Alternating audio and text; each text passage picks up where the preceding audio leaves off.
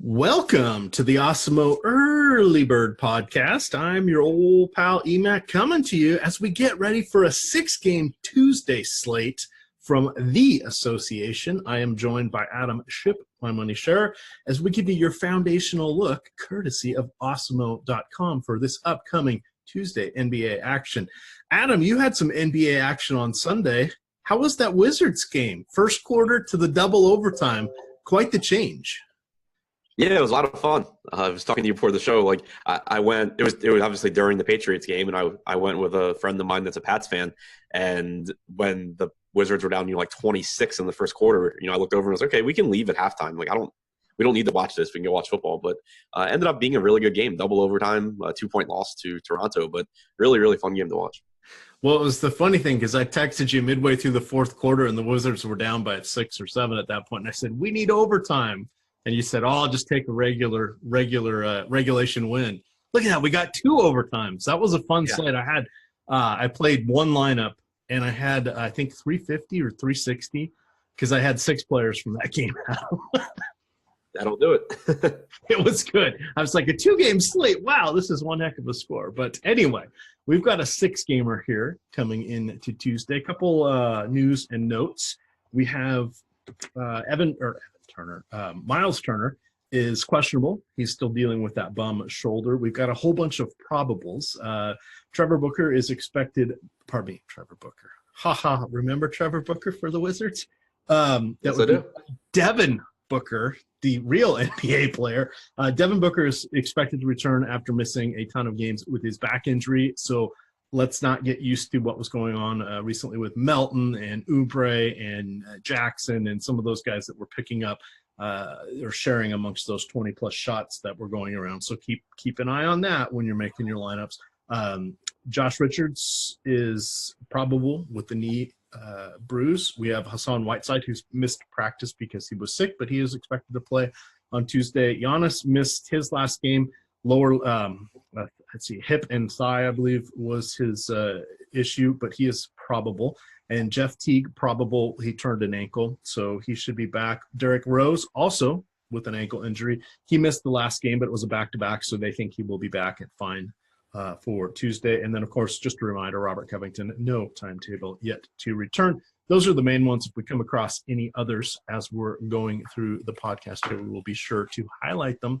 Adam, we've got point guard here. Kind of a fun slate here. A couple of the games don't have lines yet. They're still waiting for and nobody's on a back-to-back. So they're waiting on news for Booker and Turner. That Indiana-Phoenix game, first game of the night, doesn't have a line yet. And then Miami and Milwaukee also does not have a line. I think they're waiting on news to confirm if Giannis is in. Again, we are recording this on Monday night, so there will be practice, shoot-arounds, etc. So we should have news around lunchtime on those guys confirming that they are in. Russell Westbrook going against Atlanta.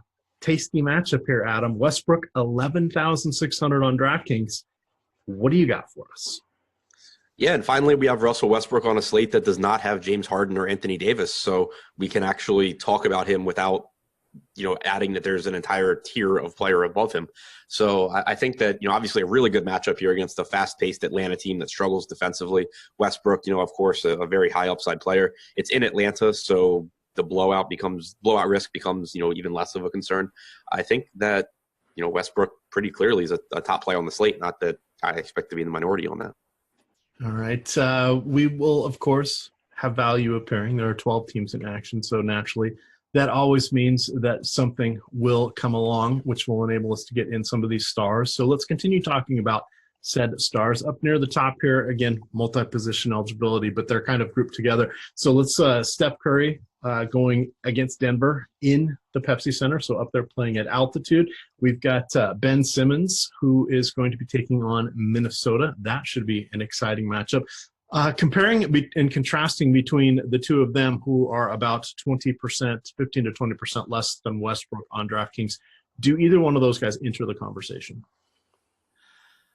Not really. I mean, I think they're both fine in tournaments. Like, they both have upside. I think that I would give the edge to Simmons just because he contributes in, a variety of ways. Like, obviously he can score some, but the assists and the rebounds give him a higher floor.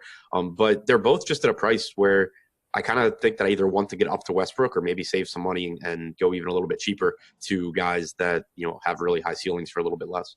All right. Well, let's hit amongst those, because there's a robust group here between the 6,200 and 7,200 arena. We've got Jamal Murray, we've got Brandon Ingram, Lonzo Ball, Chris Dunn, Justice Winslow. Let's start with Justice Winslow. He has embraced this new role as a point guard. Back-to-back 40 fantasy point games. He has definitely met value each of the last, 8, 9, 11 games that he has started. And his price has continued to climb. It started out when he first got the starting gig. He was in the just around 5,000 DraftKings dollars, but he has continued to increase. What do you got with this new change down in Miami? Yeah, I mean, Winslow's looked really good, and Eric Spoelstra has basically said, for a while now that the point guard job is Winslow's. The issue is just that this Miami team, the rotation is just so inconsistent. Not that it really affects Winslow directly, but it does, kind of make it tough to count on him to play as many minutes as some guys priced around him. It's a difficult matchup against Milwaukee. It is a pace up spot for Miami, but kind of just a difficult matchup against this Milwaukee defense. So I think that you probably get 33 to 34 minutes of Winslow. He's a perfectly reasonable option, but probably not someone that ends up being a real priority for me. All right. More appealing on FanDuel where he's well forward.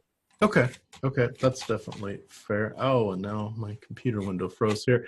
And I can't get to anything. Awesome. Hopefully we're still recording, but there we go. It just hiccuped. I wanted to look at Denver to see. That was the one team I didn't pull up here for news and notes.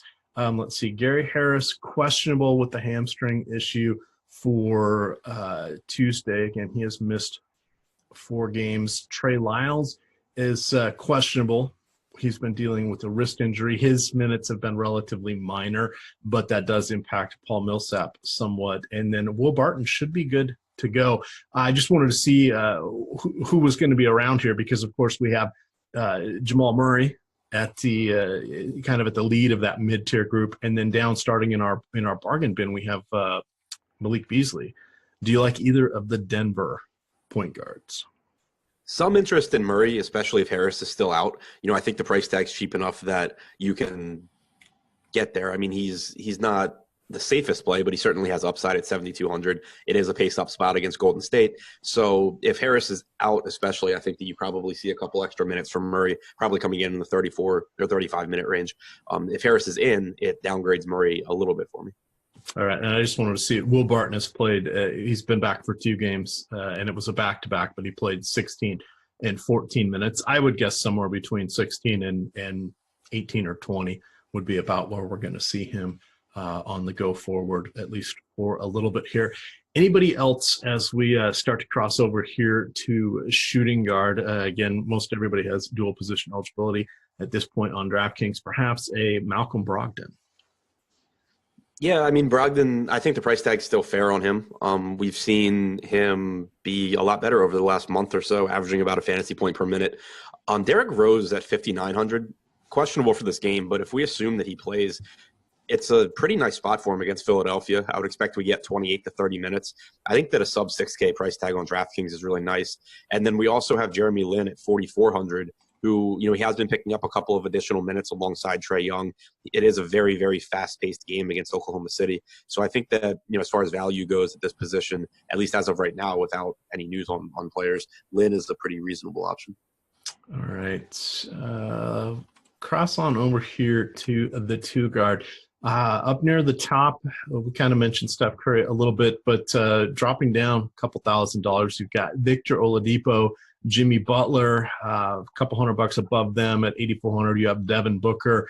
You feel like spending at the 2 guard. Normally, I do not, unless James Harden is on the slate. So I usually go a little bit cheaper. What do you like amongst this top tier of shooting guard? I think the price tag on Oladipo has finally gotten to a reasonable spot. There are legit concerns about him as far as the usage goes since he returned from injury. You're also seeing him play around 34 minutes more frequently as opposed to 37 or 38 like we were seeing earlier in the season. But on DraftKings now, he's all the way down to $7,800 in a nice matchup against the Phoenix Suns. So I think that he's a pretty strong option. Devin Booker, it's a tough matchup against Indiana. It's his first game back from injury. We don't know how many minutes he'll play, but keep in mind that we've seen him miss extended periods before this season and then come back and play 36 or 37 minutes in his first game back. So certainly someone to at least keep an eye on news for and keep an eye on projected ownership, because people are always hesitant to roster someone when they come back from injury, but we do at least have a precedent of Booker playing a ton of minutes as soon as he comes back. That's funny because the number 37 was what I had in my head as I was writing these notes earlier today. So, yes, apparently they wait until he's totally fine before allowing him to return. We've got kind of a mess here with the Lakers. They are all sort of getting priced up. They do get to go against a Chicago team that is finishing up a monster West Coast road swing that has gone up and down the California coast. They've been in Portland. They've been in San Antonio. They've been in Utah. They're back in LA tonight. I think this was a 6-game road trip. One, I watched the Lakers game against Cleveland on Sunday night. The Lakers looked horrible. Like, it wasn't even close. And we're talking about some mega scrubs out there at this point for Cleveland. Do you think they're going to rally against Chicago, which is also another crappy team? Yeah, I mean, it's tough to expect them to be this bad. I mean, obviously they're missing guys, but they do still have young talent out there. So I don't expect them to keep being as bad as they have been. I think that, Ingram is perfectly fine. I think the price tag's pretty fair. Like, I don't feel strongly about the difference between him, Klay Thompson, Chris Middleton, Zach LaVine. I think they're all basically the same. All right. It's just one of those where that game kind of stuck in my head. And I had played a bunch of the super scrubs from Cleveland, hoping for a Lakers blowout, and those guys didn't really see the court at all. So it was kind of interesting. And then by the end, I was rooting for Cleveland because whatever. Bogdanovich, price fairly, the Indiana Bogdanovich, price fairly at $5,500. Kind of been hit or miss on some of his performances, but we do get him, depending on your site, you may be able to use him and to take care of one of those pesky small forward spots. But he's kind of the last guy I'm considering as we drop down. Similarly priced to Kelly Oubre. Oubre loses some luster, in my opinion, with Devin Booker coming back, and that's kind of about where I'm at, unless we think we have a severely undermanned Minnesota team, and then we could get some blowout run for TJ McConnell, who's in there at 3,700. Again, just spitballing here. Value will appear throughout the day, but we don't have a ton of it at the moment. Finish off this position for us. Yeah, I mean, if you are looking for kind of like sub 5K guys to fill in, you can always look to Atlanta in a very fast-paced game with DeAndre Bembry and Kevin Huerter. Huerter has been playing especially well lately, kind of surprisingly, but especially well, playing huge minutes. So I think you can look to either of those guys. Again, on DraftKings, you have Jeremy Lin with shooting guard eligibility as well. Yeah, he was feel like I missed the window on Lin for that one. I don't know that I want to go back there.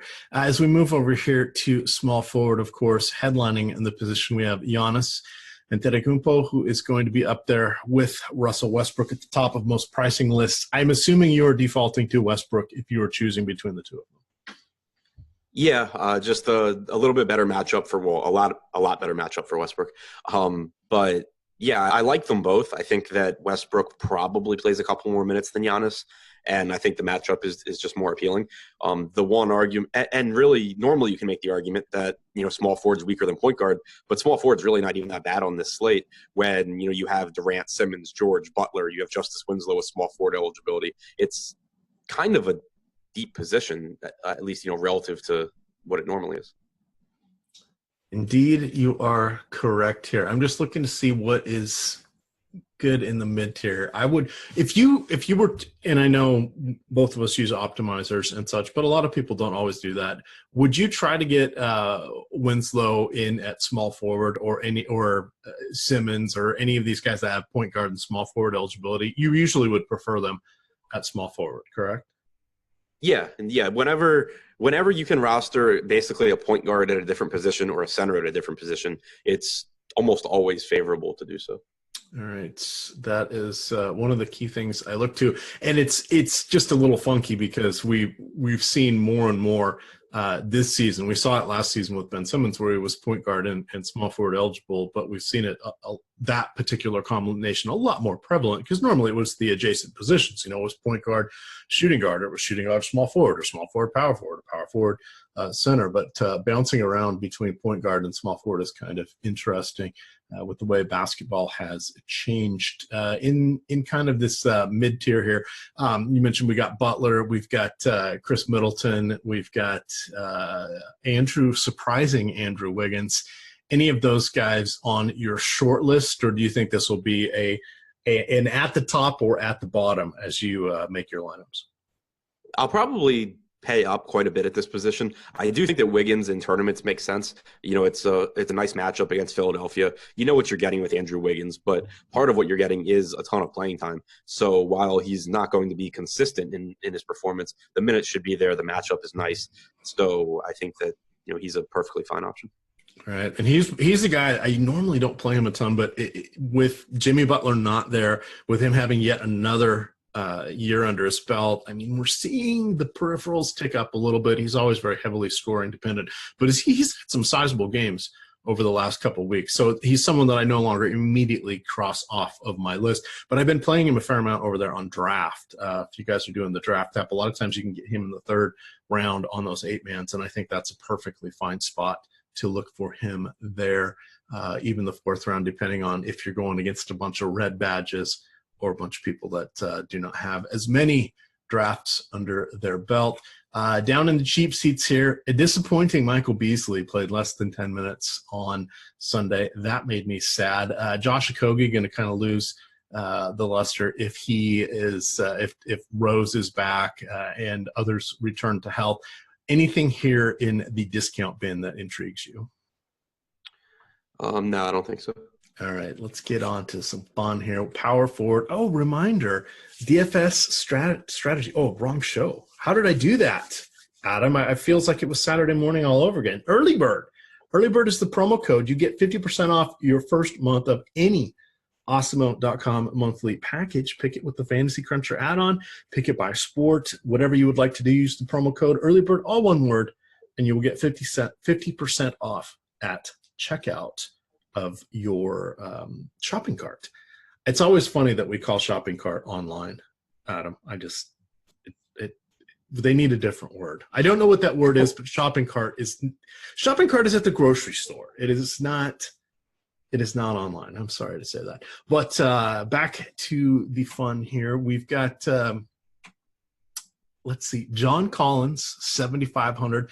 Domantas Sabonis, 7,900. If Turner is out, we're going to play Sabonis, I think, still at this price, or I see the projections I'm looking at right now, have him for a tick shy of 40 DraftKings points. So I think he's going to be right on that edge of that break point that I like to talk about, the 5 points per 1,000. If Turner is in, can you go to Sabonis at a $7,900 price tag, Adam? I don't think so if Turner's in. It's obviously a great matchup, but you would just really have trouble projecting him for more than 23, 24 minutes. If Turner's out, I'm perfectly fine at this price point. He just does so much when he's on the floor, and it is a really, really nice spot against the Suns. So completely depends on Miles Turner here, but if he's out, I like Sabonis. All right.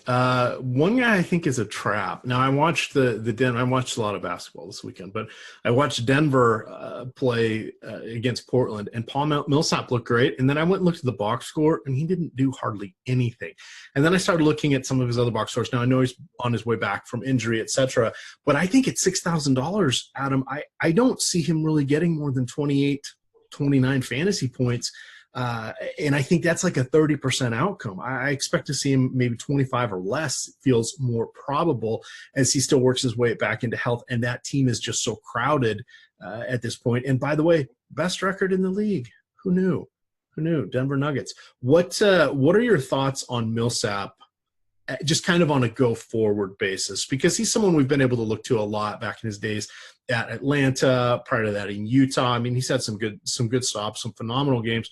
Always had a well-rounded game, was a triple-double threat when he was the guy on his teams before triple-double seemingly happened every night. But what are your thoughts on him going forward? Because I don't see any path outside of a major injury to someone getting him minutes or production. Yeah, I mean, the thing with Millsap is that really all season long, even before his injury, he's been locked into 28 to 30 minutes because they just have so many quality players. And I don't really expect that to change, like you said, without an injury. So while I think he's okay at $6,000, you look at guys around him, and there are guys that I would just much rather play, like a Lauri Markkanen, even saving a little bit of money and playing Thad Young, especially if Turner is out against Phoenix. I think both of those guys play more minutes than Millsap, and it makes them a little bit more appealing. Yeah, I mean, we can expand on that. I mean, TJ Warren should get the minutes. He's kind of sort of the de facto number 2 guy there when Booker is back. But if you want some savings, I mean, you can go to Wendell Carter Jr. At 5,300. I think he has a better chance of outperforming Paul Millsap. And, his minutes are a little sketchy because he can't keep his hands to himself. He's had 4 fouls or more in 3 of his last 4 games. So that sometimes caps his upside. I do like the match with him against the Lakers. But I think sad as it is, Millsap no longer going to be one of the guys I liked. And I used to always be drafting him in season-long leagues. That hasn't happened since he went to Denver. But, just frustrating to see him at 6,000.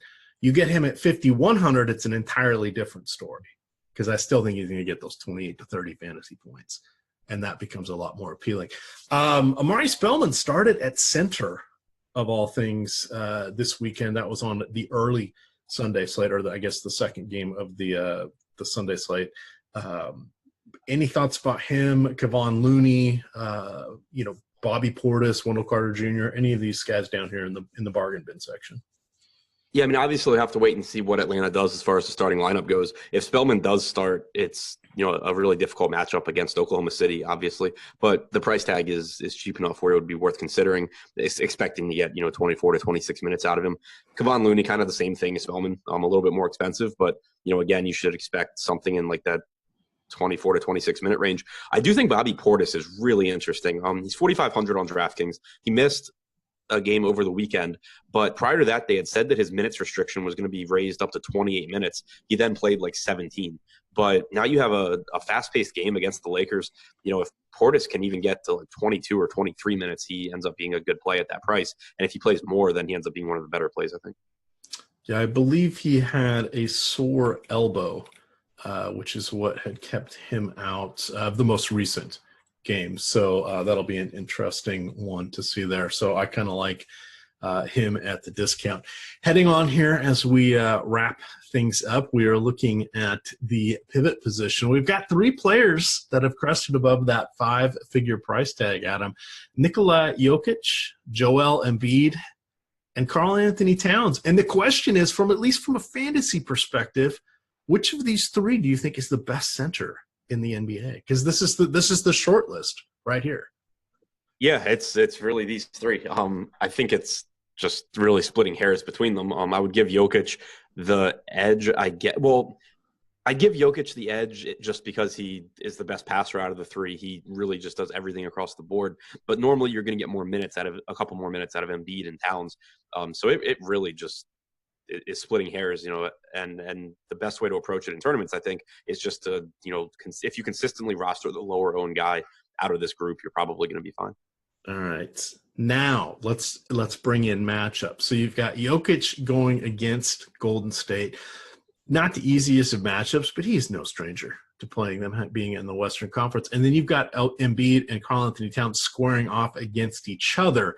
Now that we have that backdrop, they're all priced within $300 of each other on DraftKings, so that's negligible. How are you going to rank them for Tuesday's slate? Yeah, I would have it Jokic, Embiid, Towns, but again, all within a point or 2 of each other. So whichever is the lowest owned, it's probably who you should be playing the most of in tournaments. Okay. On to more fun spots here. We've got DeAndre Ayton. He's been outstanding all the way up to 7,100. Does get that vaunted matchup going against the Pacers. It is on the road, but he will be on my short list. JaVale McGee has been having some moments. He is clearly top dog in the Lakers center rotation. He gets a nice matchup there against Chicago. And then down near the bottom, Bam, I'm going to say it, Bam Adebayo. Now, Whiteside is expected to play, but we're in that whole Miami mess, and who the hell knows what's going on with Miami and Whiteside and Spoelstra. That thing can flare up at any time where they love each other. I don't know how well they tolerate each other. Love is too strong of a word. Hate is not a strong enough word, I think, about how they feel towards each other. But what do you like there? I mean, Ayton, let's start with the $77,000 guys. I mean, Ayton is probably my favorite amongst Ayton, Sabonis, Green, Adams. Those guys are all in that tier. JaVale, I kind of like him next in that middle tier. He's sort of in that sweet spot. I would go JaVale over Wendell Carter Jr. at the same price, but I think I might like Bam Adebayo as just the contrarian option here, Adam, amongst Adebayo, Wendell Carter Jr., and JaVale McGee at that 5,300 range. Do you have a preference? I would go McGee, then Carter, then Adebayo. If Whiteside's back, it's just too hard for me to pay $5,200 for Adebayo. It's one thing when he's down in that low 4K range, but with Whiteside there, it's really hard to expect more than like 24 minutes for Bam. So I would lean towards JaVale against the Bulls. I would lean towards Carter in the pace-up game against the Lakers, a little bit ahead of Bam. As far as the mid-range goes, I'm with you on Ayton. I do like him. Indiana's a tough matchup in terms of pace and defense, but I think the price tag's just a little low on Ayton. And then one other guy in that price range that I forgot to mention at power forward, but he has center eligibility on DraftKings as well, is John Collins against Oklahoma City. Again, it's a difficult matchup against the OKC front court, but this should just be such a fast-paced game. Collins' price tag on DraftKings is $7,500, very, very affordable. So I think that he would be the guy I actually get to the most out of that group. Miami has won 10 of their last 14 games. So they're 10-4 over their last 14 games. That is pretty impressive. They lost to Minnesota. They lost at Orlando. Oh, no, they won that one. They lost to Toronto, Minnesota, Atlanta, and Denver. But they did manage to beat Memphis, Boston, let's see. Those are and Milwaukee and Houston and New Orleans in the Hive. Well, I guess they don't call it the Hive, but down there in the Big Easy. I had not realized, this is always the fun thing when you take a step back. That's a nice stretch of games when you consider that,